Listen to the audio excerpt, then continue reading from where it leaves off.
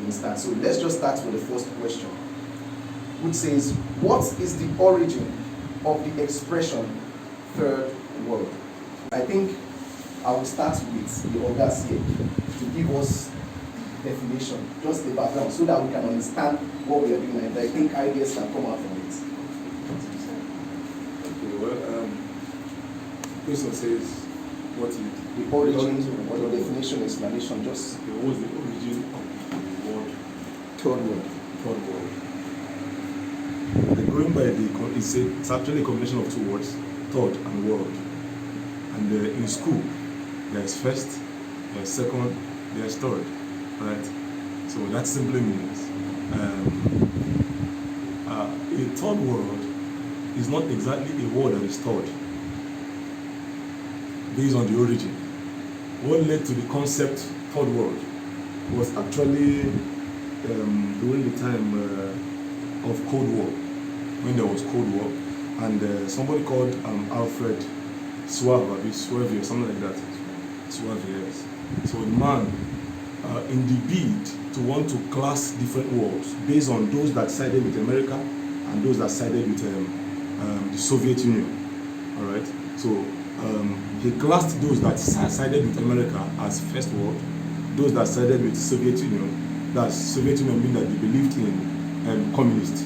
All right. They were a communist society. America was a capitalist society. All right. And it still is a capitalist society. So they classed those that were with the ideology of capitalist, first world, those that were with the ideology of a communist, second world, and those that don't believe in any of these ideologies, third world. So from the origin, it was not money exactly that made them to bring out the expression third world. Money was not the issue. The issue was there was a contest, there was a silent war going on. But that war, Alfred Suvi was actually demographer or something like that. Yes, he's someone that there is people that study geographical terrains, study the way they behave there, study their values there, study their culture, and class them based on what they observe. All right. So he was not essentially trying to call Africa, Asia, and the rest of them third based on finance. It was based on belief. All right. So, but today, third world has gotten different kinds of meanings. All right. And in a way, while we might believe that we are third world, okay, the truth is, presently there is a context as to the erasing of that word, third world, or that expression, third world. Many people do not like that term because they feel it's meaningless. But aside from the word meaningless, they feel like that word is a word that seems to sideline them from the field of play globally. Because if you happen to be from the third world and you go to the first world, many times you might be looked at like somebody who doesn't have much value. All right, third world seems to go with criminality, seems to go with so many bad things. Yes, corruption. So, and presently in America, there's still what they call systemic racism. Systemic racism is they are not telling you we don't like you. They are not telling you you are, while we actually celebrate going to America. America is not bad. America is a great country. I will be there one day, and I know that this thing is being video. So well, we're going to go there one day. The point is, in America, there's what they call systemic racism, and that systemic racism is based on certain things. So it's based on this classification. So they tend to see those from third world or from a place called third world as those with lesser intelligence, lesser exposure, those who can't bring much to the table. So in essence, third world is not particularly, from the origin, is not particularly a word that is poor. In fact, one professor was arguing it. I read, I think it was on Punch newspaper. The man was so angry. The man, he had taught in America, so he came down to Nigeria. He was in a particular place and he was asking some youth. He said, when you hear the word third world, what does it mean? So some people said third world means poverty, third world means bad road, third world means bad government, third world means hunger, third world means so many things. All right. So he said, you don't mean it. And while he was still there, the lecturer of those guys was like, I mean, what's your point? That's what it means actually, because third world means that you are politically unfit. Third world means that you are economically unfit. Third world means that he became more disturbed that how can a lecturer who is supposed to know better, or who is supposed to understand the origin of this word, third world, all right, now be the one pushing the idea of the existence of third world. So, but at the end of the day, to just cut it short so that others can speak, all right.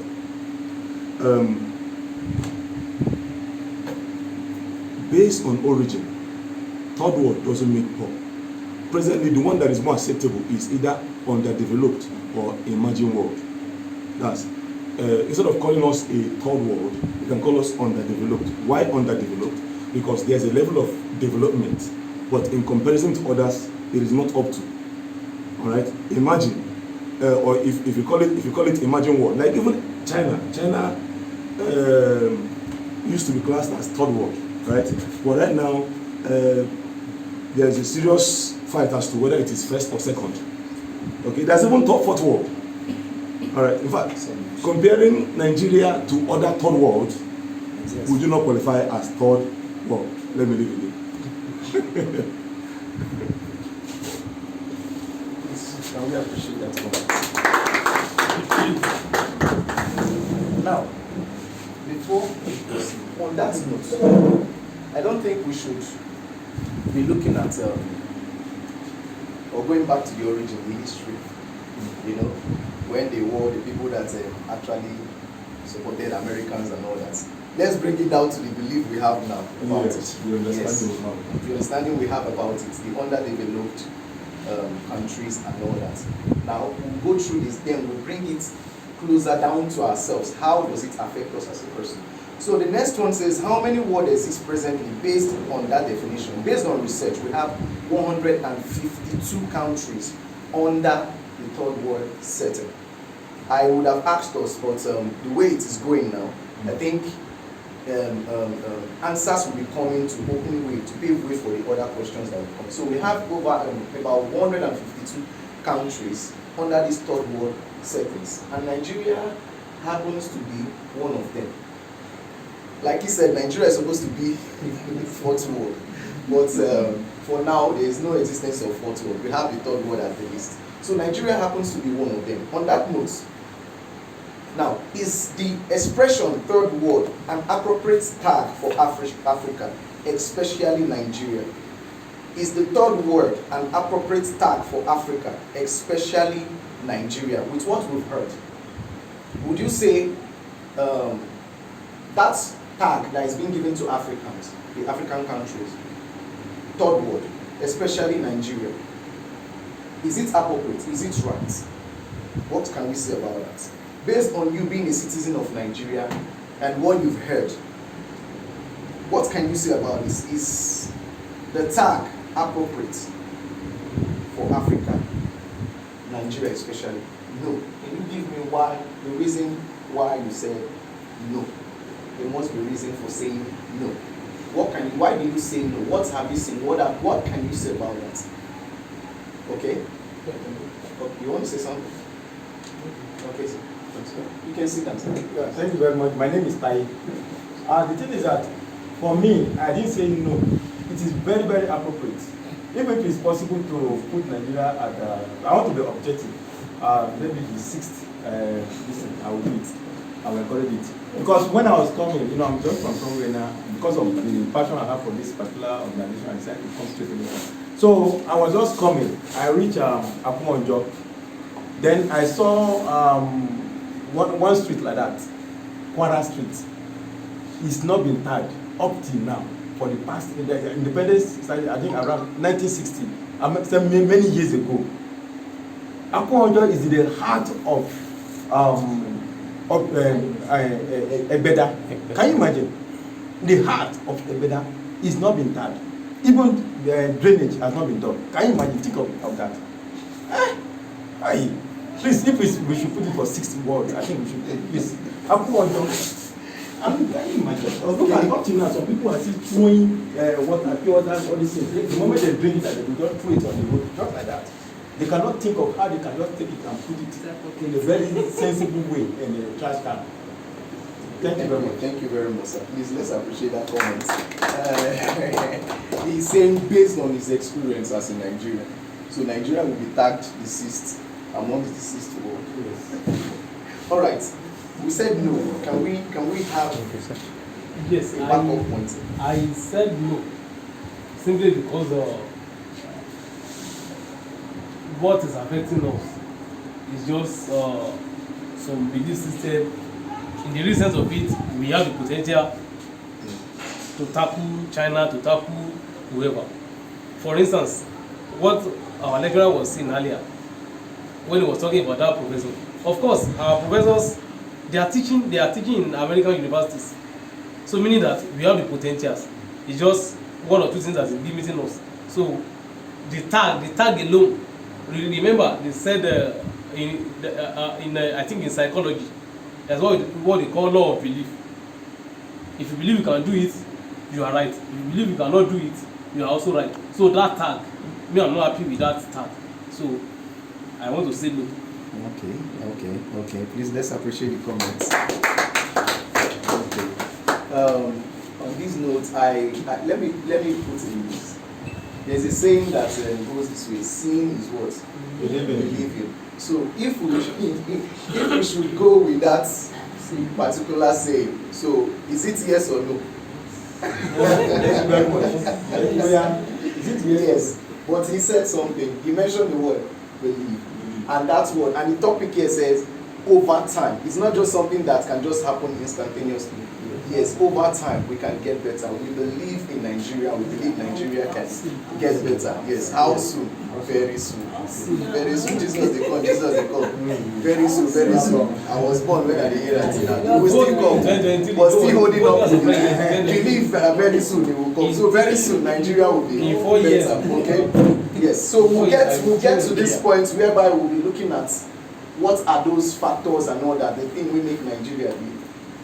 World, like we said. All right, let's move to the next one. Is there any implication that comes with the tag third world? Now, as humans, let's say, how will I put it? If someone is an HIV patient, you know the first thing that comes, and let's say it is being known that this person is HIV positive. What is the first implication of that? Stigmatization. Segregation. You understand? So, what do you think is the implication of that tag? Third word. It's unfortunate that the implication, implication could be positive or negative.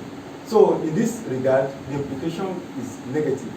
The moment anybody, like in the so-called people in the first world, like the whites, they see you, this one is from Africa, as the third world country. First of all, they will not want to mix with that person. They will not even want to, even no matter how intelligent you are, they will not want to mix with you freely like that. They will be having that kind of feeling that, they will even be discouraging their people to mix with you. You understand? So they will be looking down on that person. I'm telling you, no matter how very intelligent you are, no matter how value you can give to that society, they still be looking down on you, called like so-called like third world person. You understand? Thank you so much. Any other comments on that?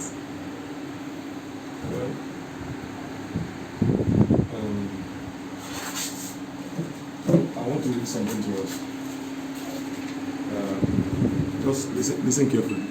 He said, many of the countries formerly lumped together as third world have been shown to possess differing levels of economic and technological advancement. For instance, third world India, Singapore, Malaysia, Brazil are industrial and technological giants rivaling any in the world. Third world Qatar has the highest GDP per capita in the world. It is so rich that the state does not even collect income tax. First world Greece is one of the poorest in Europe. I read that again. First world Greece is one of the poorest in Europe. The country had to be bailed out of its unsustainable debts a couple of years ago. Let me stop there. I don't know if you heard what I just read. No. Right? You didn't hear it very well. All right. Now, what the statement is trying to say is there are certain countries that are lumped together as third world. All right? India, Singapore, Brazil, Malaysia, and the rest of them. Now, all of them are third world. But if you look at the so-called third world countries aside Nigeria, all right, there has been some level of, in fact, even Singapore presently, I think I saw it somewhere, that Singapore is now a first world. In fact, because they are building what we call a smart city. A smart city is a city where everything communicates to each other. Words can talk to you, can talk to walls. As in, you can move to anywhere without, a place that will not naturally take you 10 hours to go to, you go there in 1 hour. That's what a smart city is. Now, this is a place they call third world. But look at what they are doing. All right? India too used to be the poorest. Now Nigeria has taken over as the poorest in the world. But one would want to ask the question, that second question, how does it read again? How many words exist presently based on the definition? No, sorry. It's not one. Implication. Is there any implication that comes with the tag third word? Yes, okay. Is there any implication that comes with the tag third word? There are certain implications that comes with it. Like you have mentioned, one of them is stigmatization. Another one is investors. Investors would hardly want to come to a place called third world. Reason is that's an investor who is not enlightened.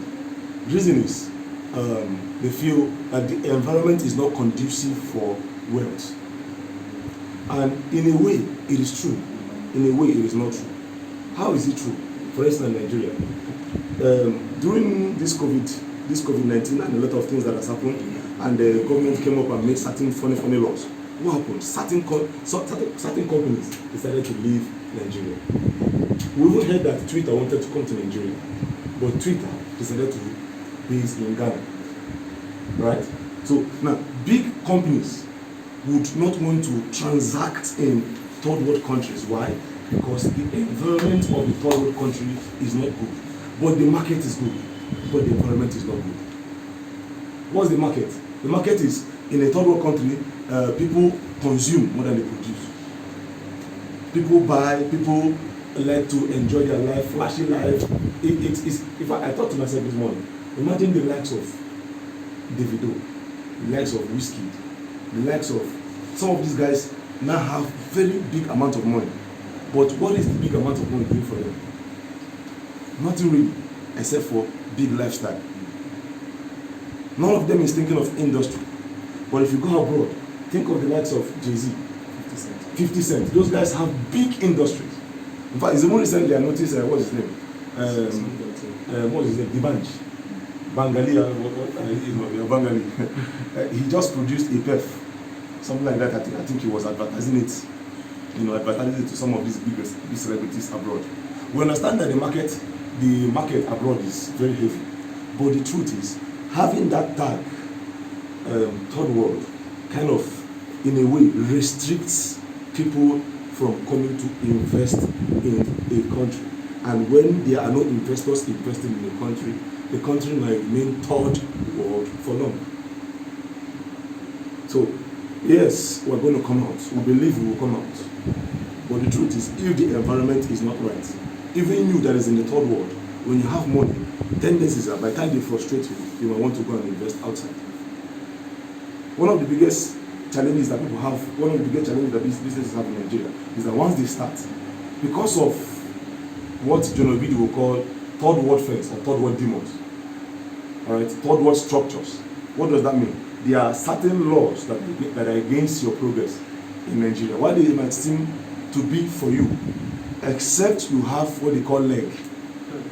All right, That's when see there's a level of growth you experience in Nigeria, and people start paying unnecessary attention to you. Frankly speaking, and to an extent, it might become demonic. This is how come many people rose and fell. That's those that really understood what they were doing. You can't prosper beyond your environment. You can't prosper beyond how conducive your environment is. All right. And so this is one of the reasons for this discussion here. All right. And as the questions come, we will now look at how to better approach some of these things. If you have something to say,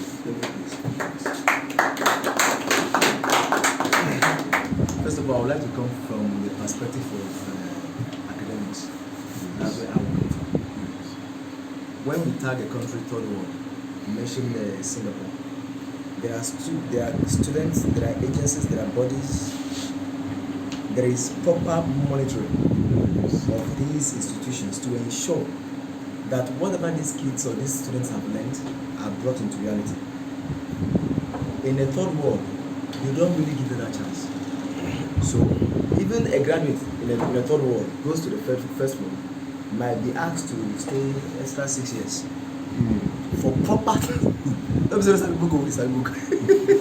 but proper training to fit in, to blend in, to be able to fit in and blend in. Why? Because academic structure is very, very low. No proper expression, no facilities. I did welding engineering. Somebody went to India to go and study welding supervisor in India. The guy spent roughly 2 million to transit from here to India, get everything done. He did in the bush in Port Harcourt. You look at the money, it was 400k, very cheap. We paid 400k. The bush. We went there in mass, we failed the mass, we came back. Just 4 went to India with 2 million each. The difference between the lectures we had was everything was a real life practical. They saw every gadget needed for you to be qualified as a standard welding supervisor. It was just theoretical. They were telling us we were not seeing anything.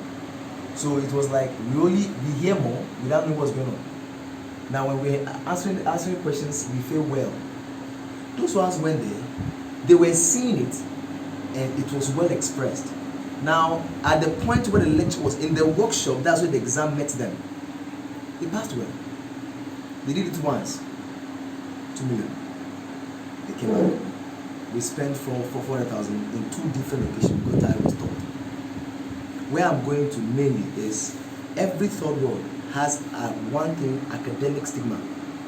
Most cases, academic stigma. So, but most of them, they tend to go outside to fortify themselves academically. Then come back again. I don't know if you know what I'm saying. They come back again to make sure that they re-establish their country. I was shocked to hear a Nigerian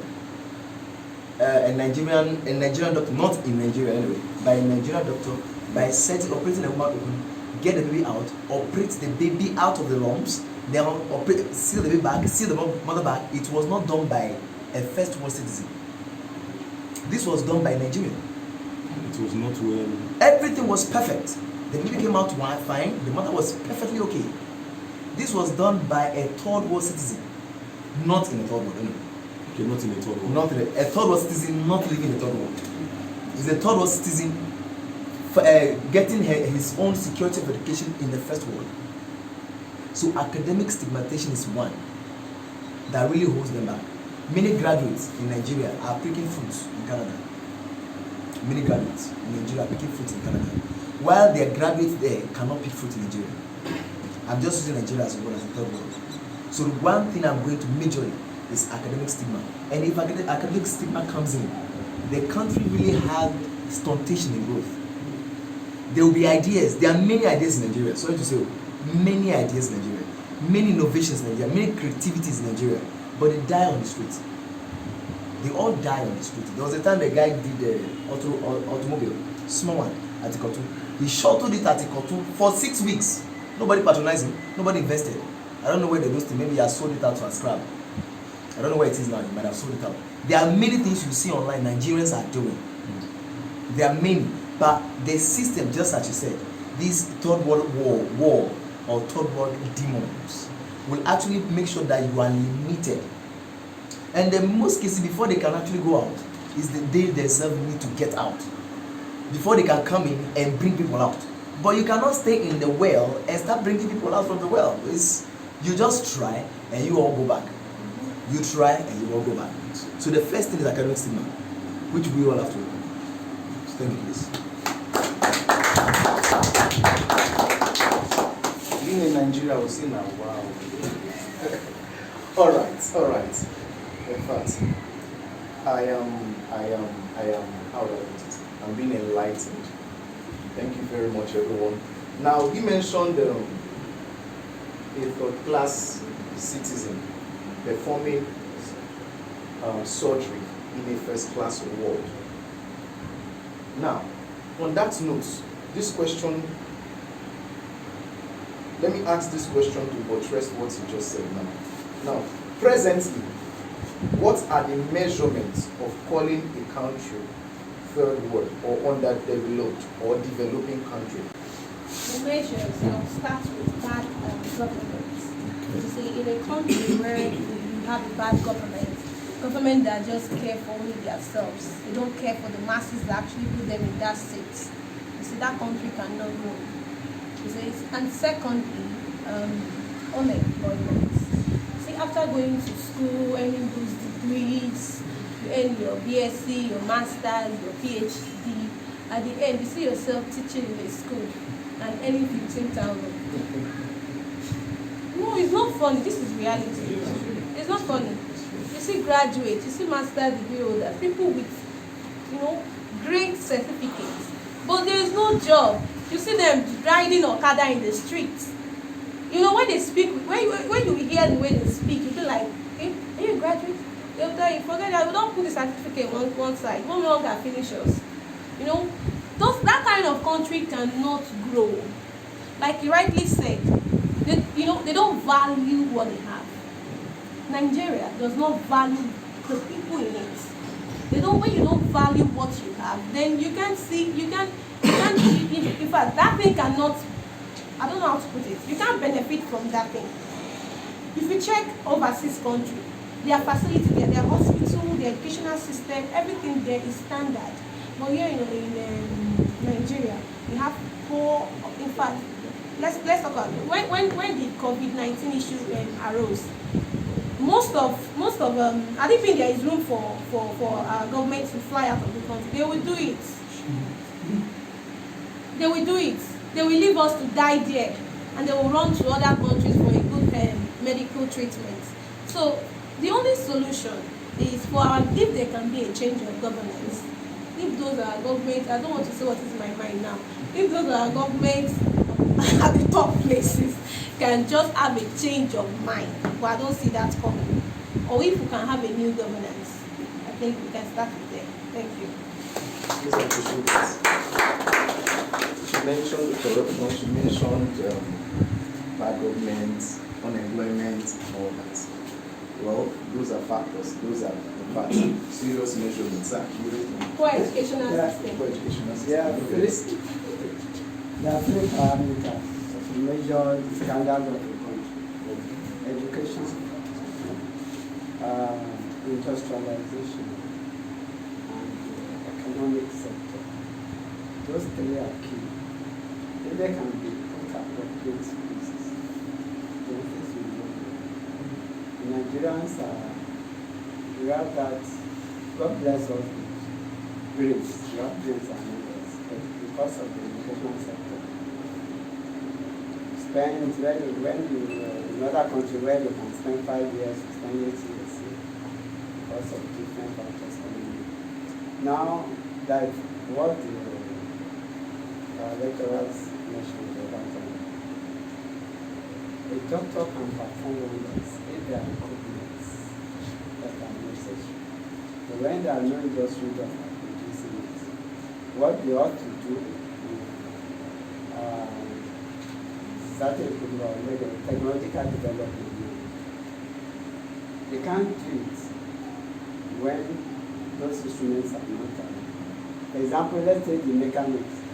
They were just suggesting or maybe trying to what is wrong with your car. Then in the advanced country, there's a machine that will just tell you exactly what is wrong. You just need to put it there and then to tell them. They go straight to what is. So the same thing with the doctors. They have some equipment issues. So if they are there to help them, and they do better. So it just industrialization through technological development, economy sector, and of course the education. And that is why Nigeria are going out to meet the standard of set.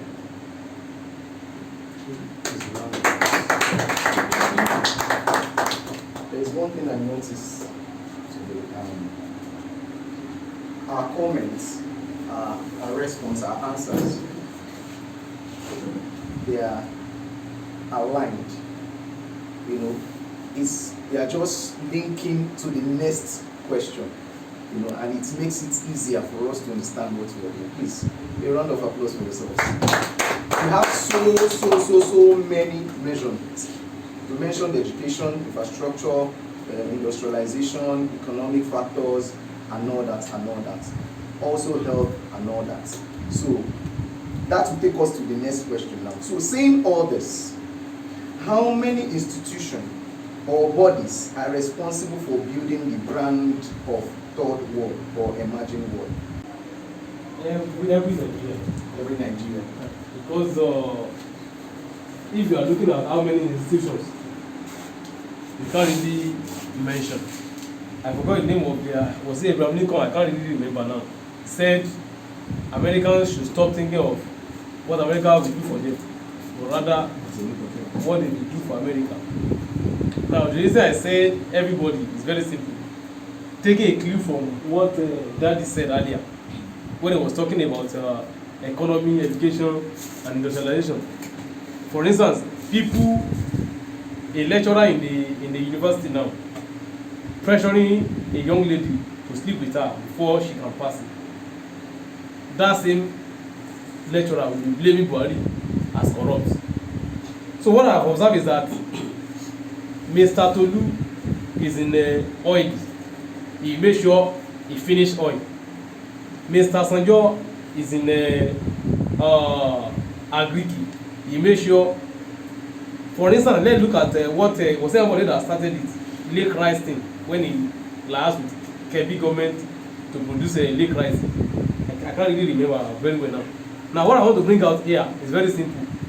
If it's an individual that owns a farm, they make sure the farm works. But if it's a government project, the people there will just be collecting money without getting results. So the reason I said it's everyone is simply that government is not here. If they give order in Abuja, okay, do so at Semeboda. Buhari will not come from Abuja to come and see what they are doing in Semeboda. So the corruption aspect is, let me say, all of us. And then if it has to change, it has to start from us. Of course, the leadership have their own role, and we citizens, we also have our rules. That's my opinion. Please, let's any other comments? This one. Yeah. So the people that also have to consider about the religious body, the youth, and the government. Very, very important. These people, if they can at least work it out, I'm telling you, it is going to go a long way. The government, the religious body, and the youth. So these people, if they really work on that, I'm telling you, they're going to really improve. Thank you, sir. On that note, let me ask a question. How many of us have our PVCs? Okay, in the last election, how many of us came out to vote? Presently. No, sincerely. How many of us came out to vote? This is my PVC here now. No, how many of us? I voted. You can have it. Did you vote? I voted. You voted. Okay, who else? Just only one person. Okay, now no vote. Okay, so we can see, like he said, the religious body. Now we can see that most of this, we have this psychological thinking that our vote doesn't count in Nigeria. go, they go do it in their own. But if we can change that mindset, I think, like he said, the change starts from us. Then you can bring it down to the bodies and institution, the religious institution and all that. Christians, Muslims and all that, they find it hard to vote, to come out. That's the real Christians and Islamic, they find it hard to come out and vote. Their own are to sit down for house, to the talk of it. But do you come out? How many of us voted? Nobody. But we're blaming the people that are there. You know, if we can come out together and do this together, definitely we can put in a person that's deemed fit, that's, you know, we believe can bring about this change. Okay? So you wanted to say something, sir? Yes. Okay. So with respect to the question, who contributes to the brand of a country? Somebody already said it. It's everyone. It's everybody's job. How do I know a country is good? Let's say I'm from America. How do I know Nigeria is good? Through my first contact with the first Nigerian. Alright? So my first contact with the first, just like they tell you in banks, it's not until you meet the CEO or until you meet the manager or until you meet those that have ranks. The receptionist, the gate man is your first contact to the bank. So if he has a bad character, you would naturally say the bank is full of bad people. If he has a good character, just based on that one treatment, even if somebody annoys you in the bank, you'll be like, no, for this guy to have treated me well, the case is with this guy. Which means they are not all bad here. But first contact matters a lot. And people all over the world, many countries have registered the fact that there are so many bad, in fact, many people who have not gone out of Nigeria have created a bad image for Nigeria through scam. A lot of terrible things happening on the online space because of what Nigerians are doing to other countries. But it's interesting to know this, that do you know that Nigeria is not the country with the highest number of scams? Of course. Do you know that the things happening in Nigeria is not new to other countries? Do you also know that just like people die here carelessly, they also die carelessly in America? Do you know that the same thing we are talking about, the same segregation, the same favoritism that there is in Nigeria, there is also such thing abroad. So you can go to abroad and, like you mentioned, it will take you 6 years to be fully accepted. And even when you're accepted, they'll still be looking down on you in certain things. Whenever if something gets missing and you're there, you'll be like, that Nigeria must be responsible. But because of the overall plan that has been built.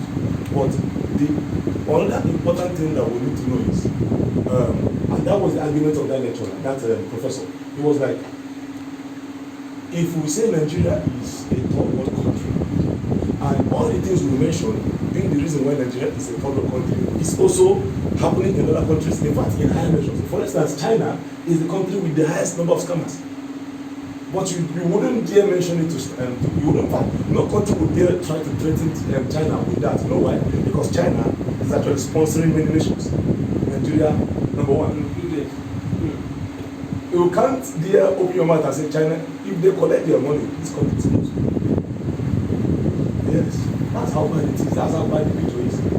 So, it's not a case of, just like we have it in Nigeria, where a poor man will steal and they'll celebrate his theft, as in it will be all over the media, he has stolen. But the one that the man in the office that stole with his pen, he will steal and will be given amnesty. He will steal and he will Presidential pardon. all kinds of tasks goes with. So now the same thing happened. Look at America and look at the last election now. And Donald Trump was crying, oh, they have robbed me, they did this, they did this. But at the end of the day, it was swept under the carpet. CNN did a very good job. Many other media houses did a good job in making sure that the American brand was not destroyed. Akon says something. I don't know how many of us know who Akon is. You know, see, one of the reasons why we're discussing this thing here, I, for one, I have a serious passion. One of my passions is, I'm not somebody who's actually looking for how to make money. Not like I have too much money. Alright? I do not, in fact, as a matter of fact, what I have is nothing compared to where I'm going. Alright? But money is not the real focus, because I've discovered that Dangote is the richest man in Nigeria, yet Nigeria is the poorest country in the world. Is that not an error? It is. The richest man in Africa is in Nigeria, and yet Nigeria qualifies as the poorest. And that's why, I won't ask myself the question, how do they even measure the poorest country in the world? What is the metrics for saying this country is poor, this country is rich? But if you look at it very well, what they are looking at, what makes them, why they call it GDP, gross product. Alright, why they call it GDP is simply because they are looking at not what is potential. They mentioned potential, they want the potential. And brother, potential pays nobody until it becomes kinetic. I got it. I'm telling you, so when they measure, see, everybody has the potential to be wealthy, but not everybody is wealthy. Everybody has potential to be great. Not everybody might become great in life. Everybody has the potential to be anything. Alright, everybody comes into this life with a clean slate, but you, based on what you do with what is available, that will determine whether you will truly be celebrated as great or as not great. Basically, there are 5 things that makes for the brand of a country.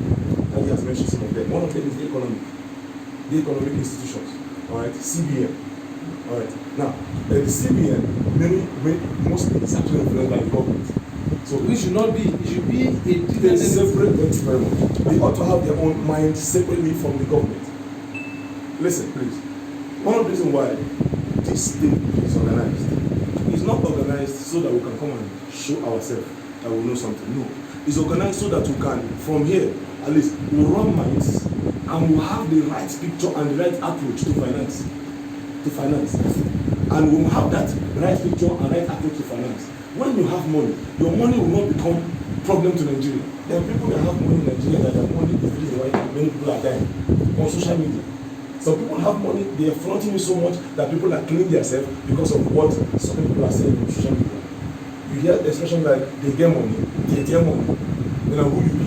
You know, so now those guys might have money, it might not be legitimate, but for the fact that they are flaunting it anyhow and it is pushing out the wrong ideology, what happens? It is helping to recreate the brand of, it is helping to bring out what was in it. And what was it that was in it? What is in it is the fact that we are not mentally mature, we are not financially mature, we are not ready for the big play. Sincerely speaking, if money can make you become stupid and do certain things on social media, if money can make you become stupid, you can start doing, you can threaten anybody, you can kill anybody, you can abroad, you can be very, very wealthy and nobody even knows. I learned that Warren Buffett, the street where he's living is close to where his business is, and that he can wear anything, that he walks alone on the street. As Warren Buffett, once richest man in the world, and it's not that he's no longer rich, all right? What happened is he donated 90% of his wealth to Bill Gates Foundation. Okay, so that guy who is so wealthy and yet so common.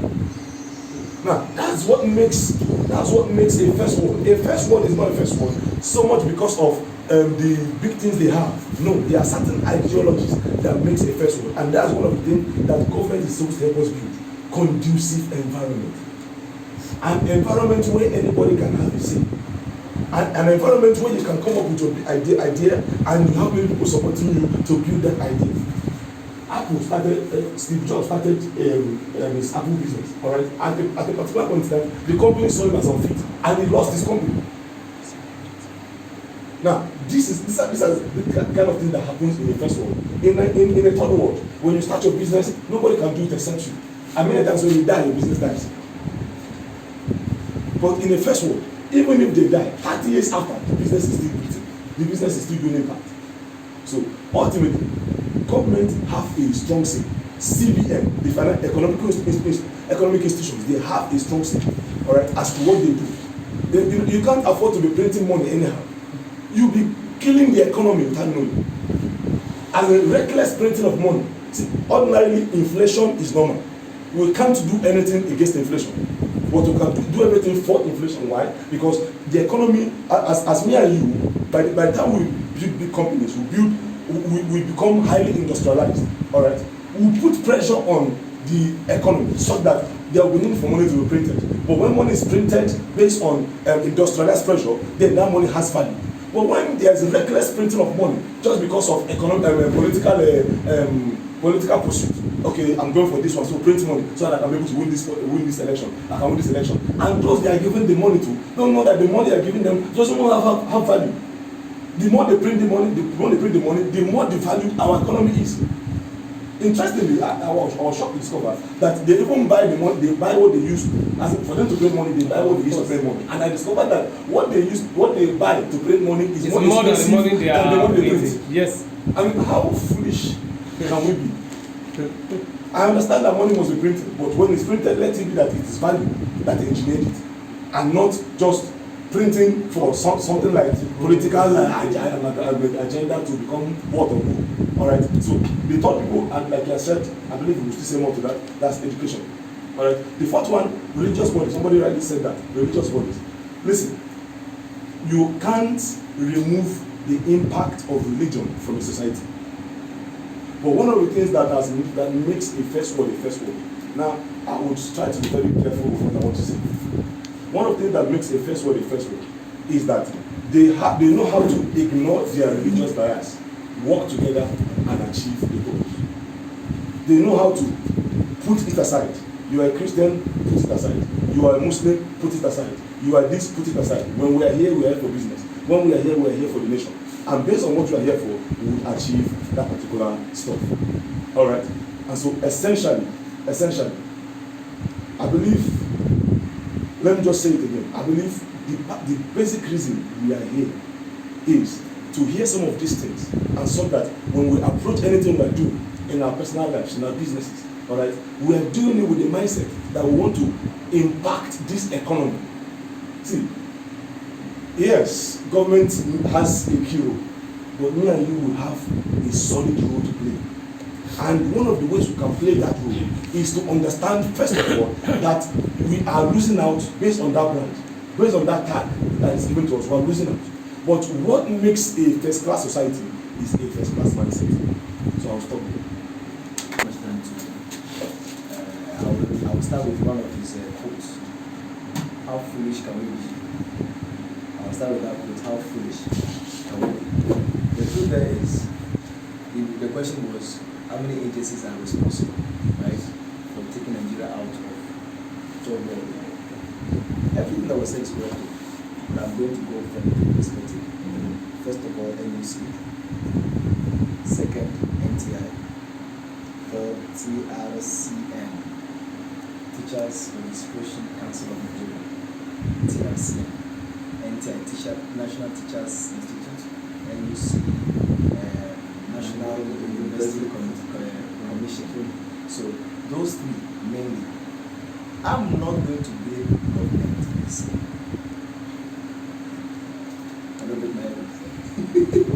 I'm not going to blame government per se. I'll put the blame of all misappropriation in the Nigerian educational system. He said something, he said, we print more money without making good use of it. And the cost of printing those money is actually much more expensive to the value of those money after being printed. 1, 2. We are in a country whereby we are making use of money continuously. Do you know how much gets into this country? Do you know how much it leaves? Just stay at the park. Just forget to stay at the park. Let those ships come in. Let them come in and go back. Do you know how much Nigeria is making? When Nigeria locked down for just 1 day, do you know how many times they cried? When it comes to money. But misappropriation of funds. Until we all, or until Nigeria as a whole, is able to produce candidates that are responsible and are ready to take justification. They are ready for proper justification of resources. Nigeria can't do it. 1, 2. Ghana used to have currency up to 10,000 cities. Very annoying. Can you imagine? 10,000 cities, one paper. How much is your salary?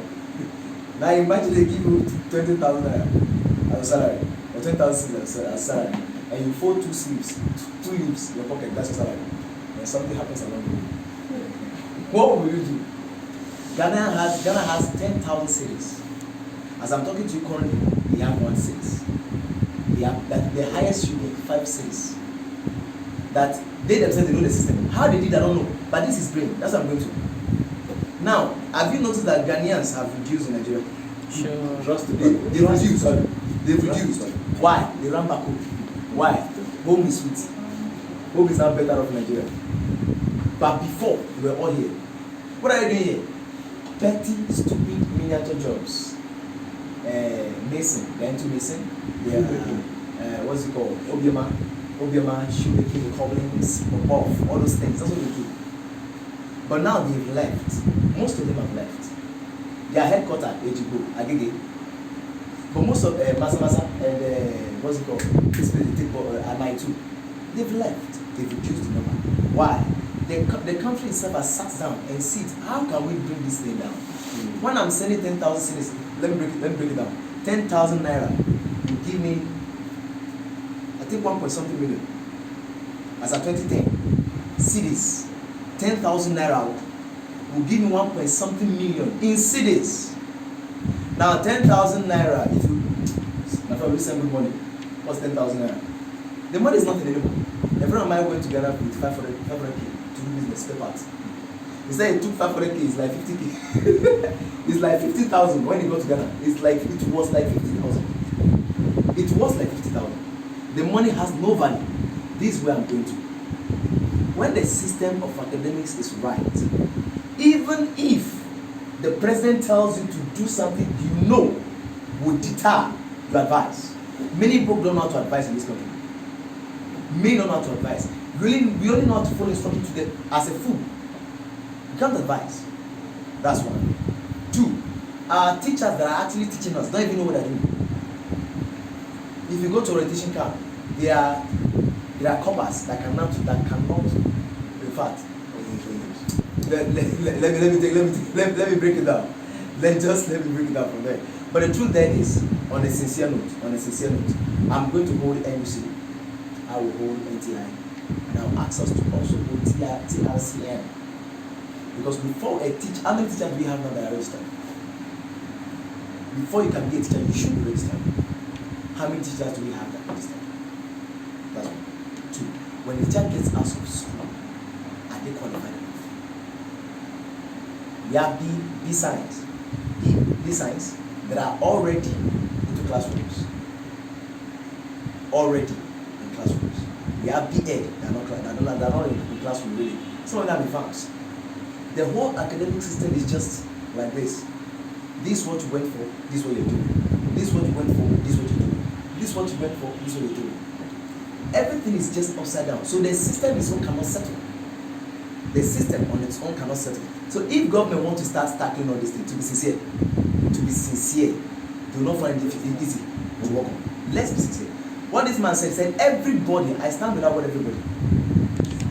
I stand with the word everybody. Because when we get there, we will now know that the amount of holes in the shirt is actually inside the inner lining, not on the outside. The amount of holes in the shirt is actually in the inner lining, not on the outside. But we are seeing on the outside what's there. If you get there, you can handle it. But the truth is, that's why most of them make promises. They believe they can handle it. To be sincere, they believe they can handle it. So they make promises believing that when I get up there, I'll get all corrected. But when they got up there, it only gets worse. Why? Because it was beyond what they expected it to be. It was beyond what they expected it to be. So on my own ground, everyone and these brothers. God bless us. The next one says, in what exact ways are our schools contributing to the grand third world? And I can join this with it. Is school really a scam? Is school really a scam? Then why do so many youths call it a scam? Well, in Nigeria, the professors, those private secondary schools, they do it with making money. That's the wrong perception. So when they think that want to make money, they play all types of tricks and never deliver. So the best things like this now is that your structure will be so much beautiful. The inside is like a graveyard and they are not doing anything. they will import educational system from America, from Canada, and when they bring it in, they will use it on the postcard, support, and the insight, the structure constant, that is wrong, they mislead people, and I think that's why people call them scams. Okay, sir.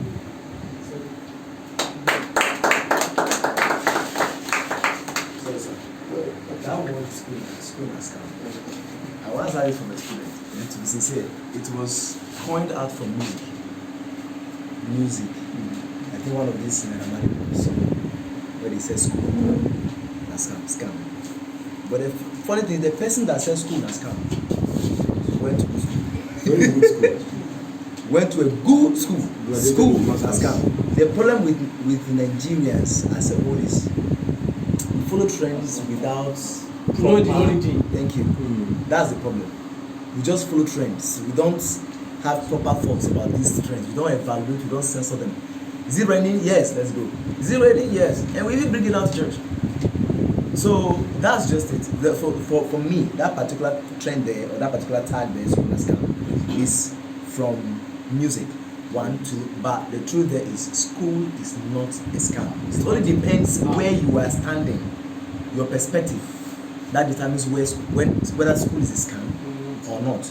And the school you went to will determine if it's truly a scam or not a scam. But school is not a scam. We agree to that. Yes, I know. Mom, you want to say something? So, with respect to that, looking at it objectively, why do youths especially say school has scam? And that expression is actually something that is Nigerian. It's not beyond Nigeria. Or even if it's beyond Nigeria, it's not the way we celebrate it in Nigeria, because anyway, yes, school has scam, guy, and a true, they make sense. And I must be frank with us. One of the reasons why they say school has scam is one will go to school. Let's say you went to a very good school. You go to school, you spend thousands or millions for your education. Maybe you spend 5 years in school. And when you are through, you come out of school, you look for a job. 1 year, no job. 2 years, no job. And eventually when you get a job, it might be a job that would really put food on your table. In fact, it's a job that you just used to survive. You can't do much with the money you're earning from that job. You can't even pay your house rent effectively with the money you're paying from that job. And so you begin to wonder. What you call a scam is scam many times deals with investment, right? So for the person that's calling the scam, he's saying, I have invested years in school, I've invested money in school, I've invested time in school, I've invested energy, I've invested so much in school, only for me to come out. And it's as if life has robbed me of the fortune I would have used elsewhere. Alright, if I took that money and I put it in a skill, I would have been better off. If I took that money and I put it in some way a business, if I use that money to travel abroad, because these days abroad is not an investment. Traveling abroad is a heavy investment. Somebody to tell you, they do the calculation for you about that. That money, in 3 years you're going to spend 3 million in this school. Gather that 3 million, travel abroad, and see if your life will not change. All right. And interestingly, there have been testimonies. Now I'm not standing with the ideology. I'm just being objective. Let's look at it objectively and see why people really say school na scam. In fact, maybe we have registered testimonies in our life. I, for one, I can share with you that I'm tendencies are that I might be sharing this ideology because I was frustrated looking for a job. I came out from school. I spent 5 years in school. Read. I don't want to mention what I read because if you wonder what am I doing here, sitting here talking to you about finances. Yeah, but that's it. That's one thing about Nigeria. Nigeria helps us to discover our calling via frustrations. Yeah. We can't lie about that. Frustration has become a blessing in Nigeria. Wisdom, starting off with wisdom, in a way, has not proven to make sense based on certain things we have seen. I'm not concluding on that topic yet, but I'm trying to look at it practically. So while we are saying this is bad, let's look at why is it exactly bad, or what is the good part of it, and how can we balance it? Because that's what I believe we're here, right? So school now scam. For, like he said, for the person maybe that went and studied what he was supposed to study, 1. For the person that studied and did not get a job, 2. For the person that studied, got a job, and the job is not taking care of him, 3. For the person that studied, got a job, and he was sacked even before he started enjoying the job, 4. For, you know, so there, there are so many things that can make you say school is scam. Imagine you got after everything, you now got a fantastic job where they're paying you 300,000 naira a month, and you spend 2 months there, boom, you are sacked, and after that sack, 3 years after, you've not gotten a job. Well, let's look at it objectively. Imagine that you are there. I've been there by the grace of God. It was not a good thing to talk about. I so much looked for a job that I went to apply for. I went to a place thinking that it was a good place. I didn't know it was deaf and dumb place where you go and teach them how to speak. And I've not finished teaching myself.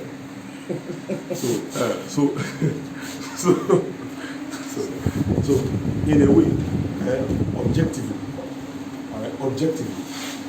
school and scam could be because school is not doing what they're supposed to do. School and scam could be that you go to school and they teach you things without giving you practical aspect like you mentioned.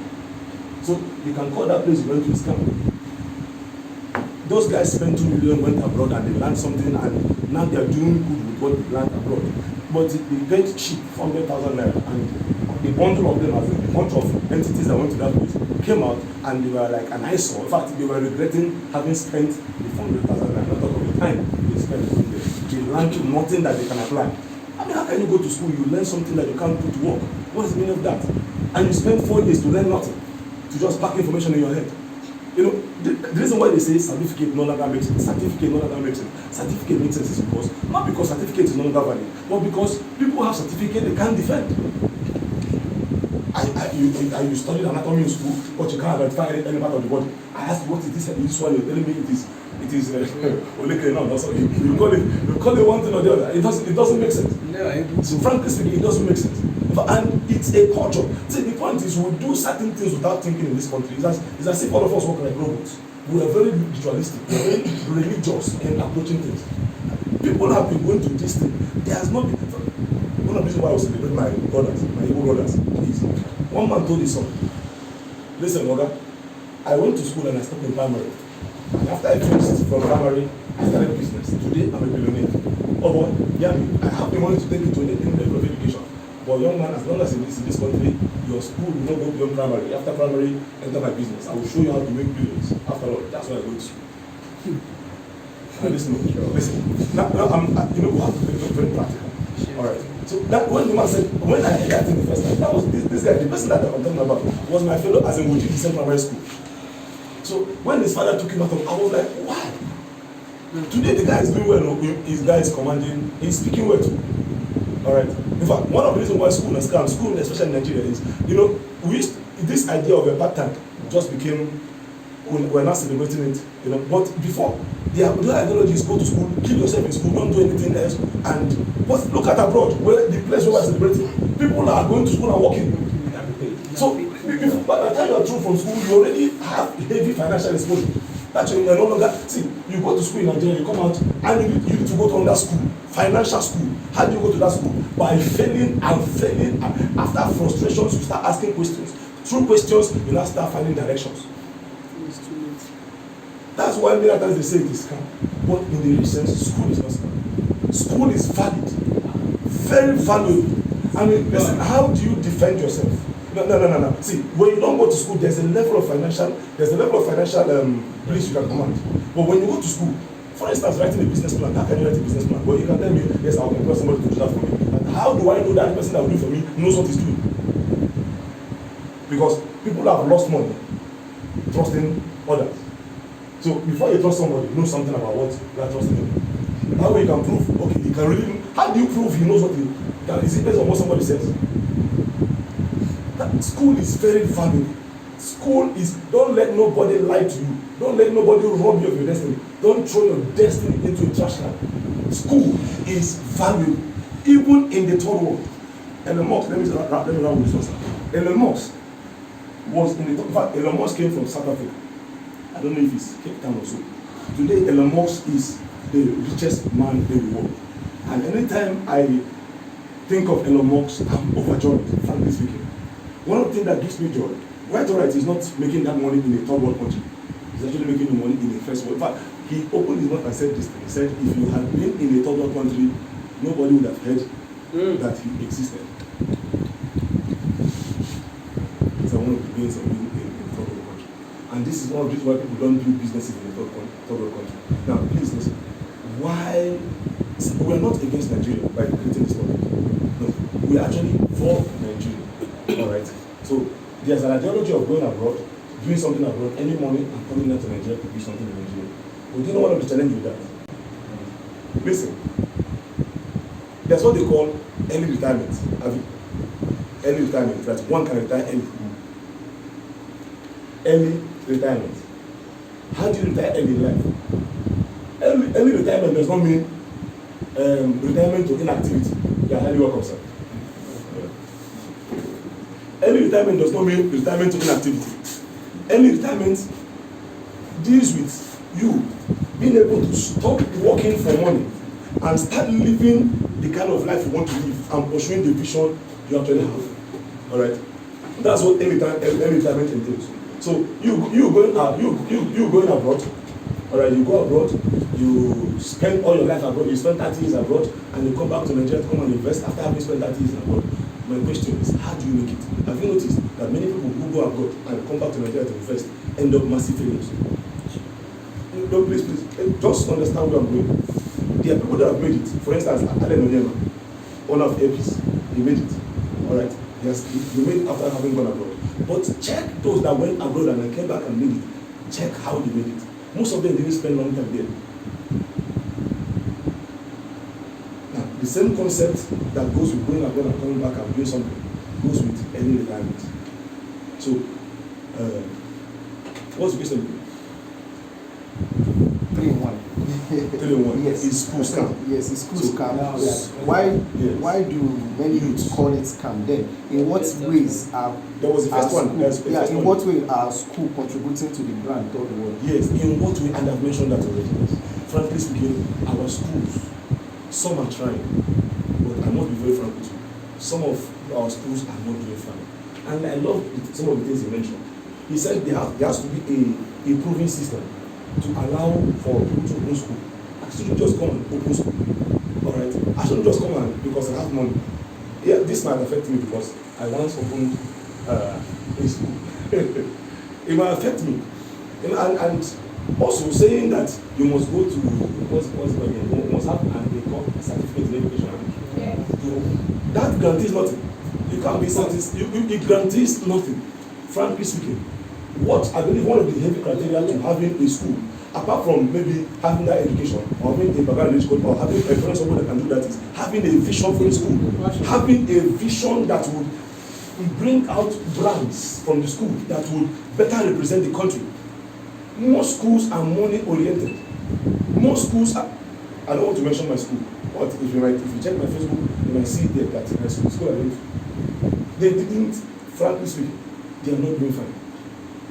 The quality of education bad. Lecturers come at any time they want to, and the most painful part is not very few of the things the teachers are applicable.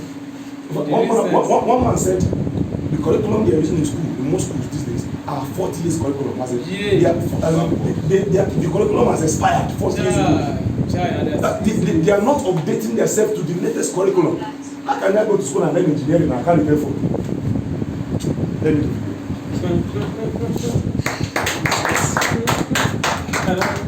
Can I say something? Let me quickly say this. I want to believe my ogas have said it all. But then there is something they call half-baked student. It's like a bread. If you are familiar with bread and making of bread, when a bread is half-baked, eating it is even dangerous. So that is how it is.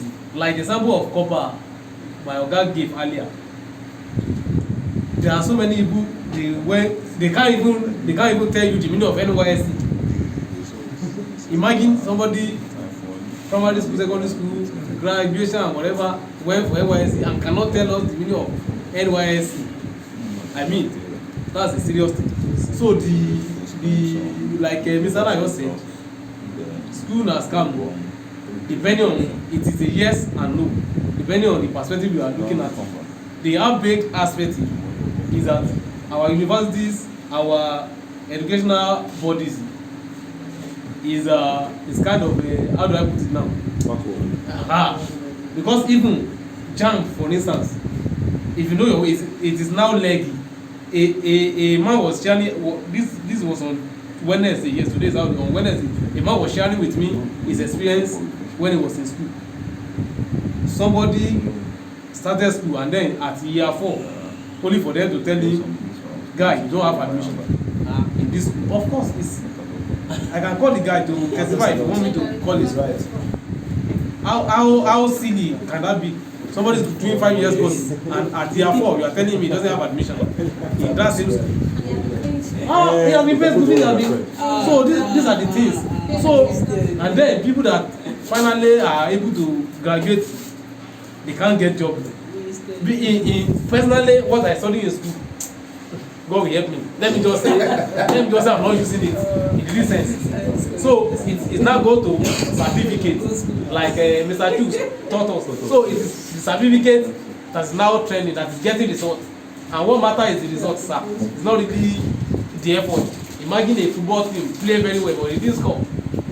What is the result they are playing? So it is the result that matters. So I stand to say it is a yes and a no. It's a no. And God will help us. Just to cap what he just said there. The point is, that's what the level of education we have in Nigeria has reduced us to only be after money and not after development. And when you are only after money as a country, you'll be backward. I don't know if you understand me. How can I go to school and I study a lot and today I'm doing something else? Alright. So now, my point is the level of development they register as well. Okay, somebody like Mark Zuckerberg will not have existed if he didn't study what he studied in Harvard. So he studied what he studied in Harvard and today we have Facebook. Facebook would not have existed if Mark Zuckerberg attended school in Nigeria. He would have studied those things and today he's a trader in the market. Is there anything wrong with being a trader in the market? No. You have money. But the point is there's no development. And because there's no development, the money he has no value. As rich as Dangote is, alright, he's still number 97 in the whole world. 97 in the whole world. So that means he's rich in a poor country. Let me read. From the question you gave, you said how is Nigeria? How is Nigerian schools? Or how is schools contributing to the third world war? Third world country. Sincerely, let me start from the university level. Most of us have been to school. Most of us have been to school and we are out.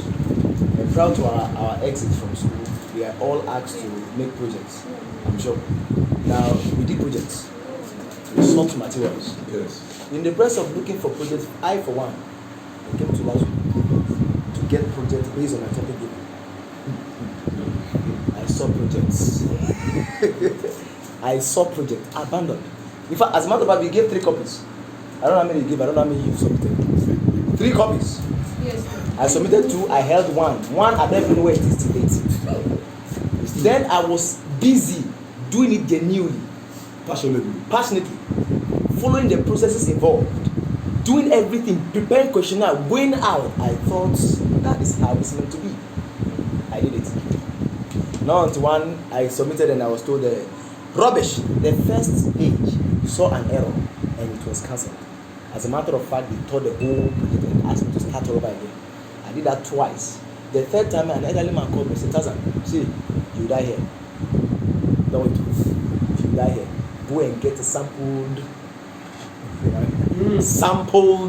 The one project. that done before. That's copy and paste. I don't know whether that's what you call it. Sampled project. 2 things. I'm sure a lot has been said already with respect to Nigeria being a third world nation. One of the things that actually makes Nigeria a third world nation is the backwardness in terms of structure and systems that make things work. And this has affected virtually every aspect of our nation, from education, which is actually our focus, to the way businesses are run, to the way healthcare, social amenities. Those are the things that actually are indicators to where a nation stands in terms of economic development. So, with respect to school system, one of the things that it's actually very wrong with our school system is the fact that most schools, if not virtually all, were wired, the Nigerian system wires students or graduates to be dependent people, not independent people. So the average child that goes through a Nigerian school, the first thing that is coming to his mind while in school and even when he graduates is how to get a job. So with that mentality, he's coming out with a dependence mindset, how to go back into the system and start living from hand to mouth, looking for job here and there, just struggling to survive and make ends meet. On the other side of the divide, that's in the advanced nations that are probably the first world nations or probably the second world nations, the case is actually different. Those students are trained to become productive. So the average Nigerian school, they are not looking at productivity. So we do most of the things that are done, to be very honest, in Nigerian schools. I'm in the school system. Most of the things that are done in the Nigerian school system, they are vague and of little or no relevance. So at the end of the day, the child comes out, you see mechanical engineers who have gone through school for 5 years trained as an engineer. They cannot handle any machine, they cannot repair anything, they know nothing. You see computer engineers who cannot handle a system. They don't know how to couple, they can't open up, they can't repair, they can't upgrade, nothing. And this is the same scenario in most other courses. So the average, the mindset is go to school, get a job. Go to school, get a job. And this is an error. It's an error because the cycle of hardship will continue. So Nigeria is producing a lot of graduates and there are not enough employment opportunities to absorb them. So year in, year out, we are graduating thousands, tens of thousands of people. They go into the job market or the labor market, and the jobs are not there. The jobs are not there. So you end up seeing graduates that are ready to accept a job of 20,000 naira because they've searched and searched and searched and searched, and like we normally say in Nigeria, at all, I'm bad. So eventually they just want to do any job just to keep body and soul together. So it's a foundational problem. It's a foundational problem right from the way schools are run, primary, secondary and tertiary institutions. There has to be a restructuring of the system. One of the things like inculcating financial education into the school system. Graduates in economics or business administration or medicine, they come out with little or no financial intelligence. They come out with little or no literacy in terms of finances, and the cycle continues. So the struggle, what they saw, the ones that are ahead of them do, they are going in the same direction. So the race of the rat race, it continues. So go through school 5 years. When you finish school, you go and serve. After you serve, you start looking for a job. Maybe it will take you 2-3 years before you get a job. So you start managing life, and eventually you are looking for government employment so that you can have security after 20 years or 30 years of service. You know, that's what some people are looking for. So after working for 5-10 years, all they want is a government employment so that in the next 20 years they can retire. What a poor mentality. Now, using Nigeria was our case factor. Now we are saying we citizens of Nigerians or Nigeria, the ones you know, the people you know in Nigeria, the question now says, are there people who have made it in the third world, like in Nigeria, without the influence or the provision of the first world? Yes, of course. Yes. Do you get That it? was the local champion. Because make reference to when you are talking about global. Okay. That's all I'm saying. Okay. It depends, but let's say yes. Because, for example, if I enter into politics, I become the president. But anyhow, I made it. Without the influence of the first word, right?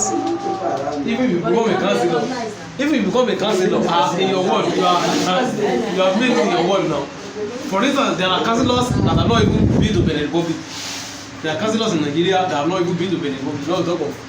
So in that case, you can say there are people like that. Let's just start that way.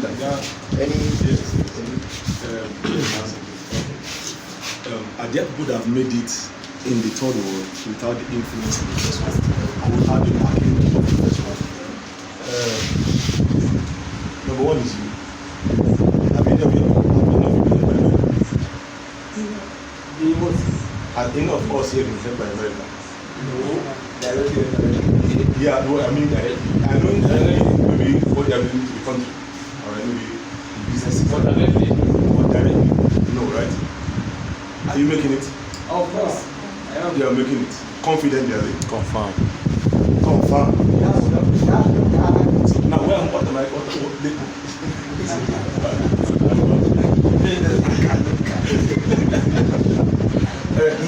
But actually, if you must be global, you have to start local. It is not local. So, if we are making it locally, then we can make it globally. In fact, one of the metrics to prove that you can make it abroad is based on what you are doing on board in Nigeria. So if you are not, if you can survive in Nigeria, you can survive if you are anywhere. a failure in Nigeria, you go there, your failure will be well celebrated, as it will be pronounced. The way they will throw you back to Nigeria. So now the question is, has anybody made it in Nigeria so far without the influence of? Yes. And what that points to is that there are opportunities here. The third world, while the truth is the environment is not conducive for many people that want to do business on the big scale, right? While the truth is it's not so conducive, but the market is very lucrative. The market in the third world is big. One professor said, yes, we are boasting we have markets, but we have no data. We don't have data of the market. And it is as good as not really having market, because if we don't have data, we can't be accountable. And that's part of what makes us the third world. Because the beauty of the first world is that everything is data driven. Everything is data, and because it is data driven, it is measurable. Because it's data driven, it's scalable. Because you don't progress by guesswork. You don't progress. Okay, what's the census of Nigeria? Between 200. What is between 200? You can't count. Okay, even if you don't want to count, shouldn't there be systems in hospitals that help you count this thing? After all, you don't give birth in government house. But this government hospitals, they are registered. I mean, there ought to be a system of collecting data. And when you have data, then you can improve. But how can you improve? You can't improve without data. It doesn't make sense. Alright? But it's a pointer to an opportunity. One of us here can decide to do that for Nigeria. That's another way to approach it. That's another way to look at that question. The third world is not exactly the third world is not exactly a bad place per se when you look at the opportunities in it. Though being in a third world, you might not have much money or much means to be able to fully seize the opportunity. But the truth is, this is one market that even Brazilians, Indians, Singaporeans, people from different parts of the world, they are coming to. Even Chinese. This is the biggest place from China. In fact, this is not a market for China. This is the home of China. China lives in Nigeria. They I still saw them. I still saw them. Where your money is where your heart is, according to scripture. Have you? So, which means Nigeria is the name of China. Meanwhile, Nigerians do not value Nigeria because of the useless. Let me just be careful my words. Because of certain things that are wrong, policies that are wrong, environment that is not existing. Bedeviling. See, apart from one of the beauty of having financial intelligence, all right, is that when you have it, it makes you. Do I've said this before? It makes you look beyond money to looking at what you can do to help the nation. And the biggest money is in building things that move the nation forward. Okay, let me ask a question. What particular aspect of life commands more money? You can tell me. What aspect of life commands more money? What aspect of different fields of money commands more money? Presently. Agree. Technology, see, listen. No. People, do you know how much people are investing in technology these days? Do you know how much people rake from technology these days? What technology will give you 10 years of work in one particular area might not give you that, frankly speaking. Look at Elon Musk. Electric car, from nobody to somebody. Rockets, nobody to somebody. I even learned, was yesterday, that Elon Musk once taught as a lecturer. He was once a business school teacher, as a business teacher. So that explains why. See, you are not here by chance. Most of those I've discovered command money in America were once teachers of money. They were once in an environment where money was discussed constantly. They were once, in fact, they said one of the scripts he used in teaching, he sold it. He sold it, was it millions of dollars he sold? Just what he used in teaching, he just sold the paper and they bought it about millions of dollars. That's this Elon Musk. Warren Buffett, he was a teacher. Bill Gates is fully involved in teaching. That's one of the biggest lives in the world. And all these guys understand this thing about money. But interestingly, in the third world country, we are all about work, action, work, energy. You tell somebody about financial intelligence, you tell me, okay, I don't need one, I beg. My problem is your intelligence can't solve. I know that you know. I know it. And the reason why they are where they are is because they don't know what they ought to know. Frankly speaking, they don't know what they ought to know. In this country abound opportunities. That's why no matter where you go, please, when you come back to Nigeria, there are yesterday I also discovered that Google is based in America, but the country where they really establish is the island because of how good their tax system is there. Their taxation system. Why not America? Because the taxation system of America is very heavy. Exactly. It's very hard. So they are based in America, but they went and institutionalized in Ireland. So what am I trying to say? There's Nigeria, because of let me not put it in a bad way, but our lack of structure is an advantage for us. Our lack of data is an advantage for us. Our lack of certain things that ought to be in the country is actually an advantage for us. So can you make it without the influence of the third world or the first world? Yes. What makes the first world the first world? I will shock you that America was once like this. Oh, of course. But America was once worse than this.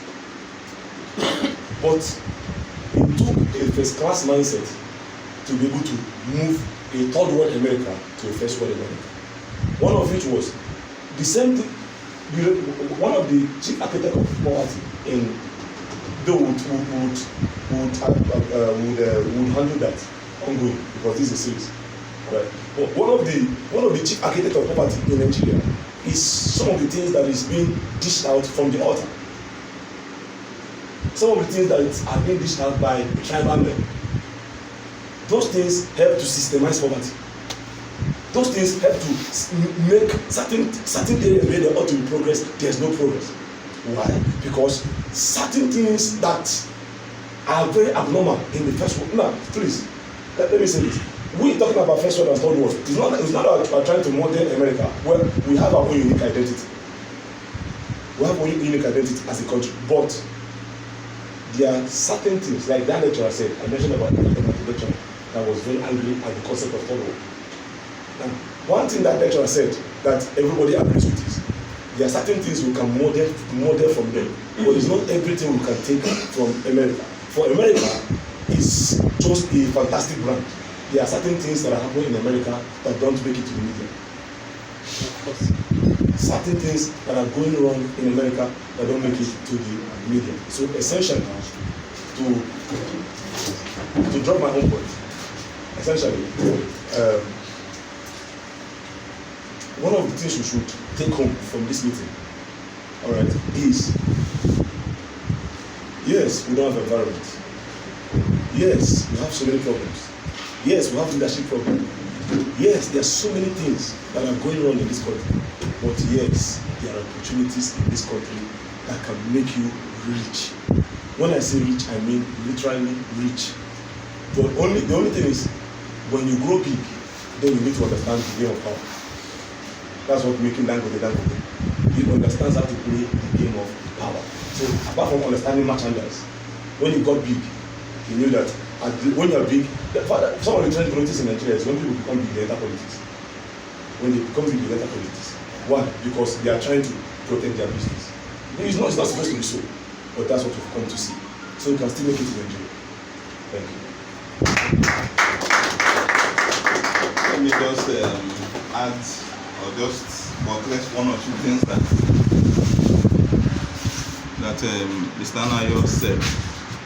So the fact that Nigeria is a third world nation does not hinder us individually from becoming the best people that we want to be. Nigeria as a third world nation has produced a lot of billionaires. Dangote, for example, is Africa's richest man, and he's still a Nigerian living in the same Nigeria that is looking so hard and impossible to make anything meaningful out of life. So the quality of our mindset will go a long way to determine how our finances will eventually turn out. Yes, Nigeria is a third world nation. Yes, so many things are going wrong in Nigeria. Yes, the facilities, the structure, the government, the necessary things that would have made it very easy for people to make it are not there. But it's also 100% possible for us to become billionaires and trillionaires in this same Nigeria. And like Mr. Nayo said, there are opportunities everywhere. In fact, the fact that there are a lot of problems in Nigeria makes Nigeria a gold mine. The fact that there are so many things wrong in Nigeria makes it even a better place to make money. Because wherever there's a problem, there's a wealth creation opportunity. Anywhere things are not going well, there's an opportunity to do business. So we have security problems in Nigeria. There's a lot of opportunities in security. Because when you solve problems, you get paid. Every time you solve problems, money changes hands. So let's not see problems as problems. Let's see problems as opportunities. So when you look at a problem, probably electricity, probably education, there's problem in virtually every aspect of the Nigerian nation. As in, there's no area that is okay. So you look at healthcare, there are so many opportunities there. You look at electricity, the fact that electricity is not working, there are so much opportunities. Solar is an opportunity. Okay?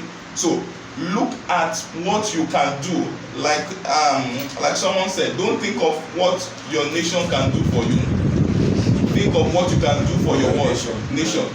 And it's not like as if you are just thinking of what to do for your nation for doing sake. Anytime you actually become instrumental in making life better for people, definitely resources will come to you. Money comes back to you. Definitely. So let's look at ways to become people of impact. Nigeria is a third world nation. What can you do to make things better in this country? Which area can you go into to solve one or two problems? Even if it's one. If every one of us here seated and begin to solve one problem after the other, one problem, they are solving one problem, I'm solving one problem, Nigeria will eventually transform from a third world nation. The story of Dubai is an exceptional one. One man just had a vision on what he wanted the nation to become. And because of that vision, it drove so many people into what? Action. And before you know it, down the years, 10 years down the line, the vision was accomplished.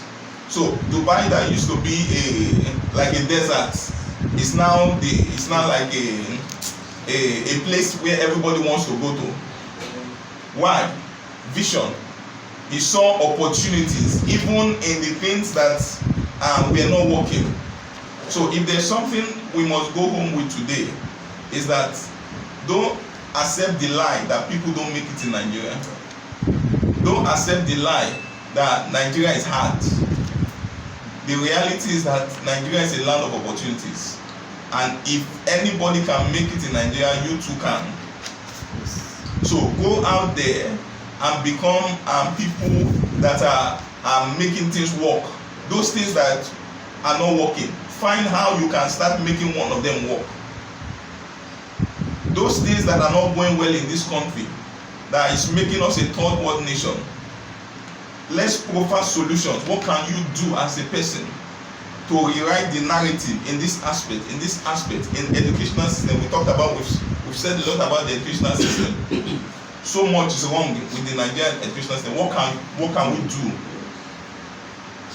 to bring the change that we want? Nigeria will not become a better place without the active participation of Nigerians. The foreigners that are coming, they are coming to take the milk out. That's what they are coming for. They are not coming. In fact, the worse the Nigerian what's it called? The Nigerian cycle is, it's even better for them. So they just come in, take the gold, make their money, and go out. So it is we that will actually be instruments for the change that we want in Nigeria. And I'm sure that with meetings like this, 10 years, 15, 20 years down the line, Nigeria can transform from a third world nation to a first world nation. Thank you.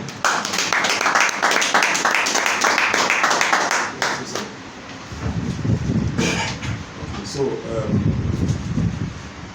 we've come to the end of the program, and welcome, sir. Yes. We've come to the end of the program, and like my brother said, if there's anything to take from here, and Frank, as a person, I said it earlier, that's my passion. Money is not just the focus. Money for me. Sir? Can I say something before? Yeah. Is that gentleman? Yeah, bless all. Just to chip in of what you are saying. I was coming from a meeting, a conference, pastors conference meeting. What we discussed there is that what we in Nigeria did not see, the outsiders, the foreigners see it to come inside and take it. The opportunity that we don't understand here, that make us to run abroad to go and do gate man, the white people will come here and get the opportunity, get it done right. So in here we can become whatever God wants us to become. What our mode of our point of preaching to the nation today is that don't live where you are, become somebody there. The best, let me tell you, Nigeria is not a third world country. That is what they call us. We agree on it. We have the best physician in the world come from Nigeria. The best engineer come from Nigeria. All of the best athletes, although the superstars, they come from Nigeria. Go to anywhere in the world, you will see Nigeria number one in every year. But because we don't accept ourselves as number one, that is why we call ourselves number three. So here, the only opportunity we have here, be a problem solved. That is the problem solution. In every problem you are giving a solution, you are getting something back. So can you understand? Like me, on my own field, I'm a farmer, I'm a pastor. So if somebody call me to come and minister, when I minister finish, maybe after sometimes miracles happen, I will get something. Then if I plant my yam in the barn, After some months, I will harvest, then I will give to the people. See what I understand?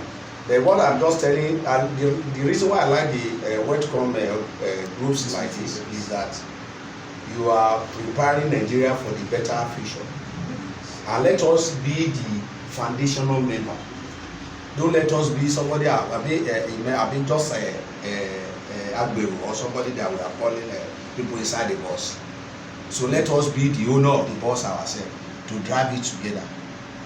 Any impact you can do for this nation, whether they are calling, whether there is an insecurity, whether there is a problem, whether there is no problem, you will make it. If you determine, it is your determination. If you look at the Bible himself, when all the nations have famines, in the midst of famine, Israelites were eating well. They are dwelling in good health and everything. So no matter the situation of this nation, once you determine to do good things, and the Bible confirms that when you are working towards which is good, who is he that will harm you? This one we are doing now is something that is good. I pray for that God will bless everybody so that we can bless the world. Amen. God bless you all. Amen. So thank you very much, sir. Thank you.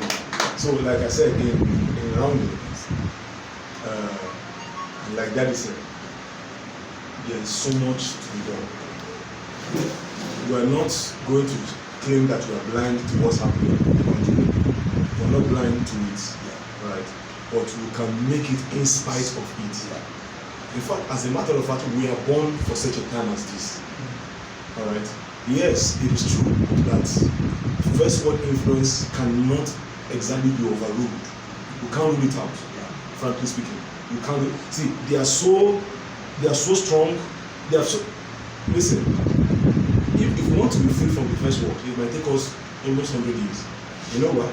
They have given us so much money that, and it's a shocker. It was a shocker to me when I discovered that Nigeria once lent money to the World Bank. Yeah. This country once gave money to the World Bank in the 70s. Thank you, sir. What gave more, as in the World Bank was grateful to have received money from Nigeria. No wonder it was called Giant of Africa as at the time. What went wrong? So many things went wrong. Some people say they won't prefer that we are back in the 1960s when Lord Lugard and the rest were in charge, because it seemed that the nation was working. But I don't want to say much based on the fact that this thing is on screen, is being video. But the truth is, this particular program is a series. All right. We don't know when the next one will come in. It will be probably 2 weeks. That's Christmas. That will be okay. I will be eating rabbit. January. Rabbit we want, not chicken. Why are you laughing? It's rabbit me I want. I don't want. Yes, actually, it's very valid. It's one of the ways we as Net Consult are solving the problem of the economy, right? Apart from supply of intelligence, apart from because it takes an intelligent people to make intelligent decisions, and it takes intelligent decisions to be able to build an intelligent brand. That's Nigeria as a brand. So one of the ways Net Consult is solving this problem is supplying requisite intelligence, because there's a heavy financial intelligence gap. You can't compare yourself to China. China has hard working pays. Hard working pays. Diligence pays when the environment is right. Yeah. Should I repeat it? Diligence pays when the environment is right. China, their hard work is paying because the environment is right. Hard work is strong. Hard work is valid. Hard work is very vital. But hear me, hard work is not all you need. You still need intelligence. You need requisite intelligence, financial intelligence. China might afford to ignore certain things with respect to financial intelligence, but here they are making it based on hard work. Because they can work. If you're in the China man works, you know that you can sleep. That you work 7 hours, after some 5 hours you sleep. China man is still working till the next 3 days. Just like Kotori people. They can work and work and work. So hard work pays. It pays them. The environment is there. Alright? But in our particular context, that's why you can't just copy and paste. In our particular context, you can't remove the place of intelligence. You can't remove the place of financial intelligence, emotional intelligence, investment intelligence. Alright? There are so many intelligence we need to be able to make it in this country especially. And so this is why the vision, this particular round table talk, alright, is something that will come in on and on. It's not like a lecture, because in fact, if possible, when you're coming next, prepare.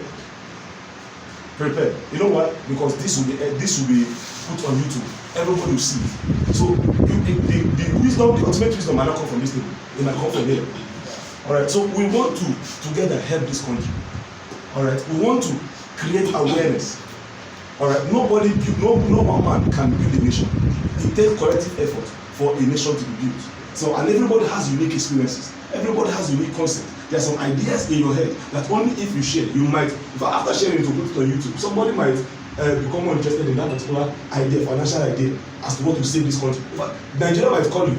This